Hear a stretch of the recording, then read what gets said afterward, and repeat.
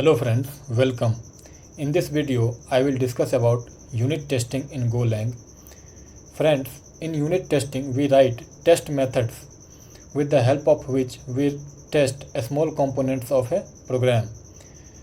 Here in this video, I will show you how to use testing package to write test methods. Testing package comes with a standard library of Go. So let us create a file.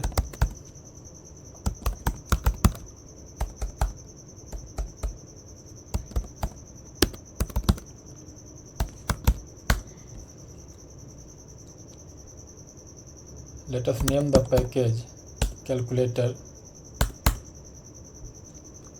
Here I will define two methods.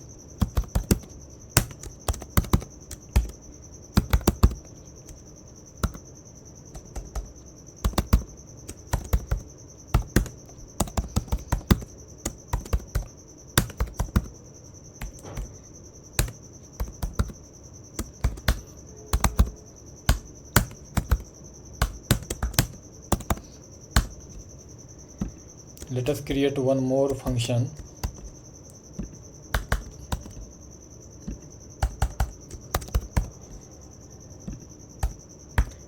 So basically here I have created two functions. The first function is add function. It will take two parameters, first num and second num, both of integer type, and then it will return first num plus second num. Then I have defined one more function sub.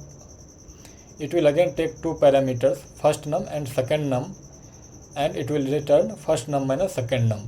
Now to test these methods, we have to write test method. So first of all, let us create a test file.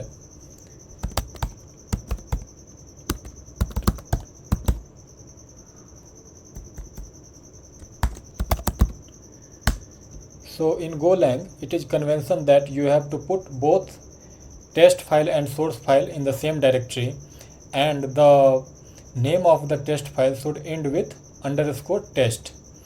So that's why here I have taken the name of test file as calculator _test. Now we have to name the package calculator. Here I have to import testing package.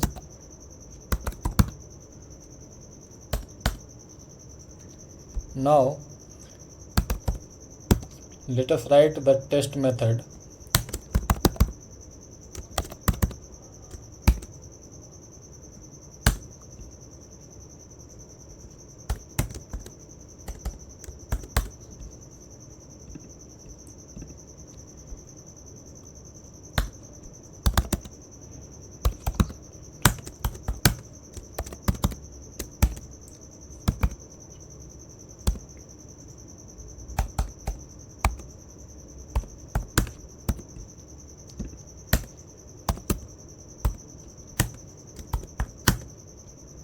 So basically here, when we call this add method with the two integers 10 and 5, so result will be stored in this result variable, and this is the expected value. Basically when we will add 10 and 5, so it will be 15. So now if result is equal to expected values, in that case we have to use this log method. This log method is provided with this. So now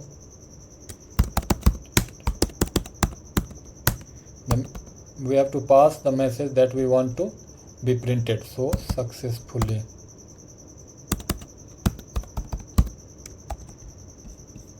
But if result is not equal to expected value, so in that case we have to use error method, and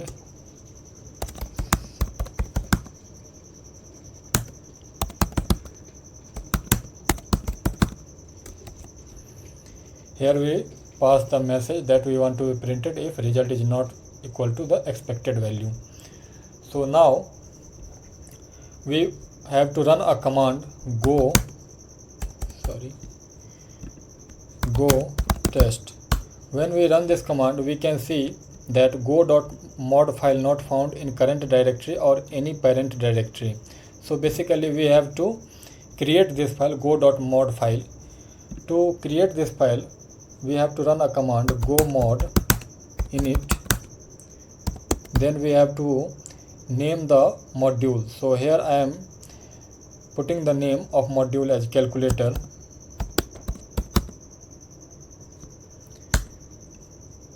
When we run this command, you can see a file has been created, go.mod file, where the name of the module and the version of Go that we are using for this project have been written. Now it is suggesting to add module requirements and sums, you have to run this command. So let us run this command. Now we are ready to run the test command. So go test. When we run this command, we can see this pass OK. So basically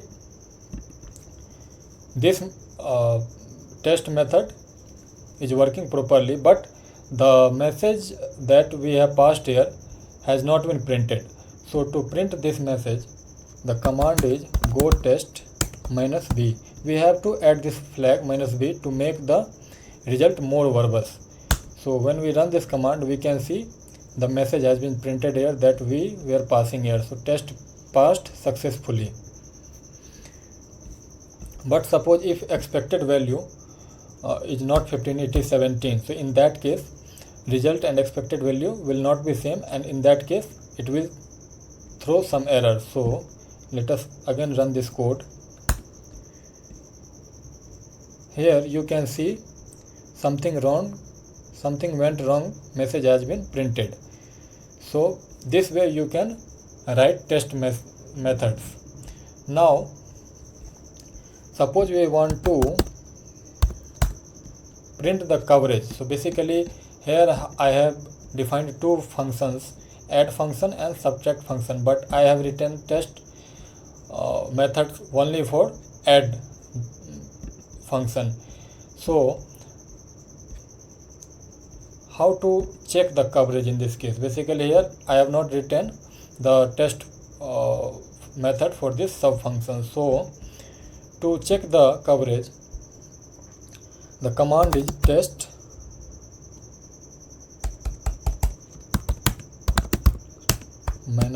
-cover. So basically here we have to use this flag. When we run this command, we can see coverage as 50%, means only 50% code has been covered with this test method. So we have to write the test method to test this add sub function also. So let us create another test function.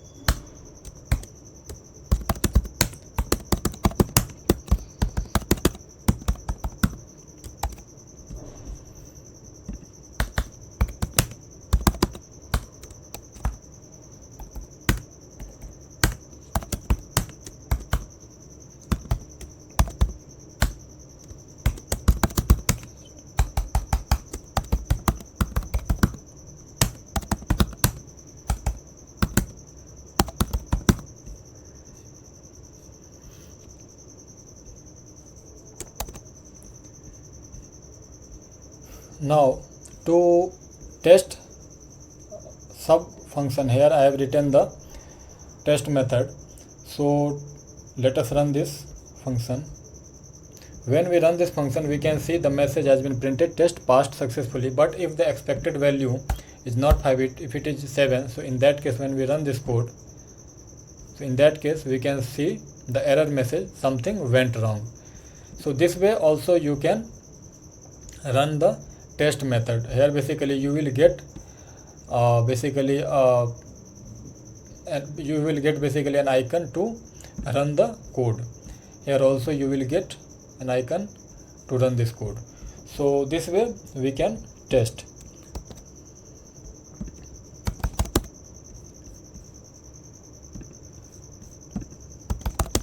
Now let us check the coverage. Now you can see the coverage becomes 100%. Basically we have written two functions in the source file, and we have written the test functions for both the test functions. So that's why coverage has been become 100%. Now let us discuss about the table driven test. So basically in table driven test everything is same. The only thing is that here we create a table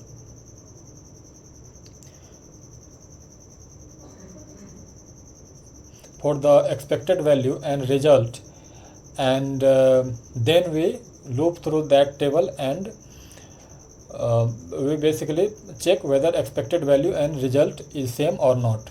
So basically to do that, let us create a structure basically. So before that, let me clear this.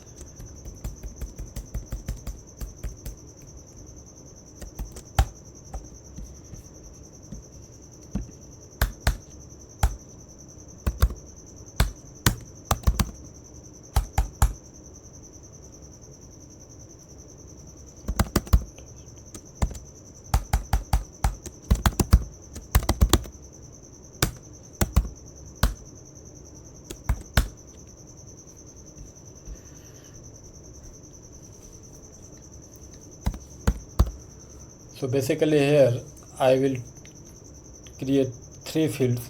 The first one will be first num. It will be of integer type. Then second num. It will again be of integer type, and then result. Or basically here I will have to create the field for the expected value. So expected, and it will again be of integer type. So this way also we can define a struct, and if we want to make it more compact, we write this like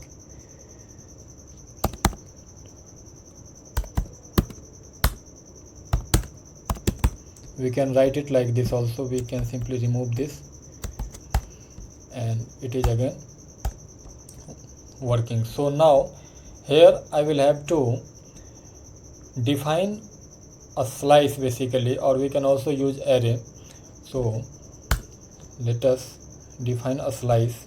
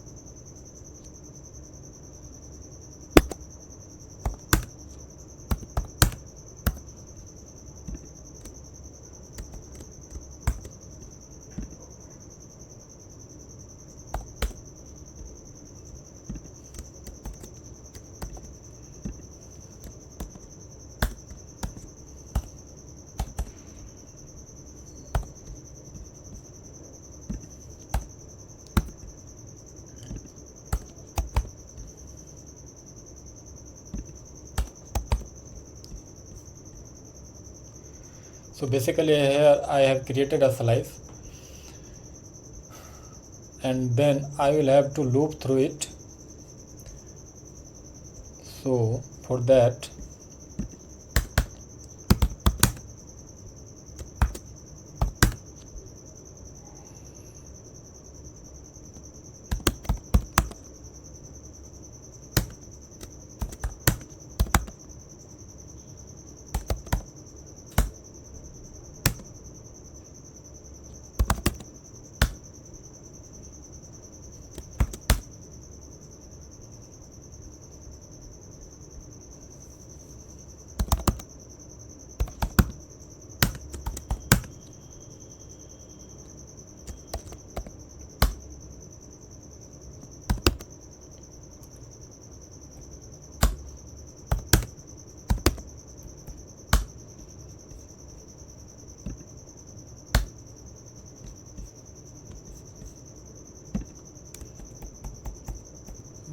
have to move this logic in this for loop.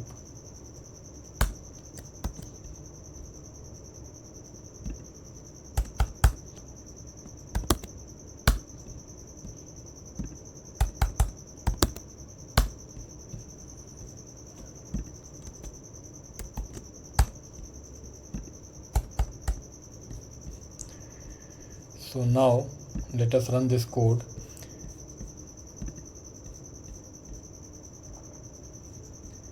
When we run this code, we can see the result here. In this two cases where the first num is 2, second num is 5 and the expected value is 7. So in that case test passed successfully.